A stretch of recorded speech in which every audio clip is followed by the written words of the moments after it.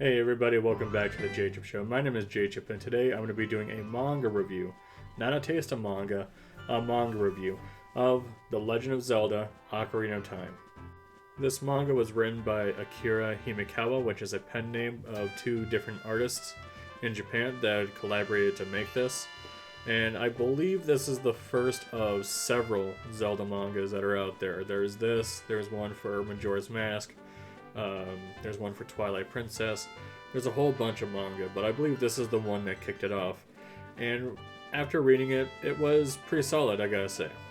So, Ocarina of Time is one of my favorite games of all time, so I was kind of curious to see how they would capture that in manga form, and I would say they do a fairly good job.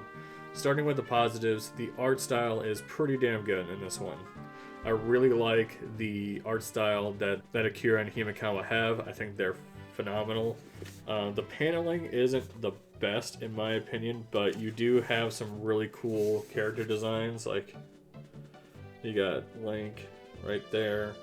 Ganondorf looks pretty badass. And overall, visually is a pretty impressive manga. I love it when they go a bit darker in the paneling and the artwork. I think it looks really cool. And overall, aesthetically, this is a really good looking manga.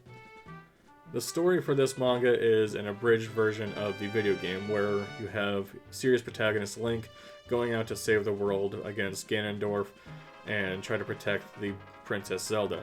There's a lot of things in between, like there's a Sheik character that's pretty badass in this, and there is a ton of different quests that you do see Link go through. And one thing that might turn people off from this manga is that Link talks in this, which I think is actually a positive because you don't want a silent protagonist in a manga. It would be kind of awkward to write their story. And I think they do a pretty good job of writing the story. Link is your happy-go-lucky shonen protagonist. Very courageous, very nice, you know. There is some pretty dumb fun in here with the comedy. It's pretty funny when him and Navi are kind of bantering. And overall, Link is just a likable guy in this, and I can't really say anything bad about him. The other characters are also pretty nice as well. I think Princess Zelda is a phenomenal character in this manga. And Ganondorf, while his motives really aren't that fleshed out in this, he is imposing and he is badass. So the pacing for this manga is rather good. Despite it being a pretty thick book, this is pretty easy to read. A lot of the chapters go by quickly, the dialogue isn't super heavy, and I really like that. There may be some who might not like that. They want a bit more exposition, they want more to linger on, but for me, I found the pacing with this manga to go pretty well. And you honestly should be able to read all of this in a day. It doesn't really go by that slow. It's pretty quick, actually. Moving over to my negatives, and I really only have a couple, but one of them is pretty jarring, and that is the paneling. I alluded this in the beginning of the video, but the paneling isn't that great, especially when it comes to the action scenes.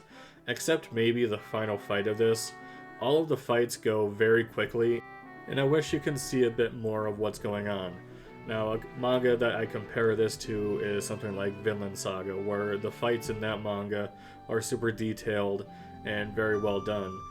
Same with Berserk, the fights in that manga are fantastic, and even Claymore. But this manga just doesn't hold a candle to those in terms of just the overall panel structure of the fights. Again, the final fight is pretty sweet, and that's really about it, but most of the other action scenes in this aren't that great and could have been better, but that's just me. And my final negative for this is that I'm not really sure if this would be a good manga for someone to read if they've never played the games. They might get some enjoyment out of it with the comedy and some of the banter between Navi and Link and some of the other characters, and they might even like the action scenes. But for me personally, I'm not sure if I would recommend this manga for anybody that has not played the Zelda games. This really is a manga for fans of Ocarina of Time, and I think it succeeds in that, but I'm not too sure if this would be for everyone. Overall, The Legend of Zelda Ocarina of Time is a pretty solid manga, and I did enjoy it. I'm a huge fan of the game, so I was curious to see what this was about, and I'm glad I read it. It gave me a bit more to what I liked about the game, and if you have played the Ocarina of Time, I think you would really like this manga. And as I said before, if you're not a Zelda fan or an Ocarina of Time fan, I don't think this would help that out at all. But I do encourage you to go check it out for yourself and see what you think, because I would love to know. Anyways, that's going to be it for me. Hope you enjoyed the video. Let me know down below what you thought of the Ocarina of Time manga. Have you read any of the other manga? Because I hear that Twilight Princess is really, really good. But yeah, let me know down below, and I will see you next time.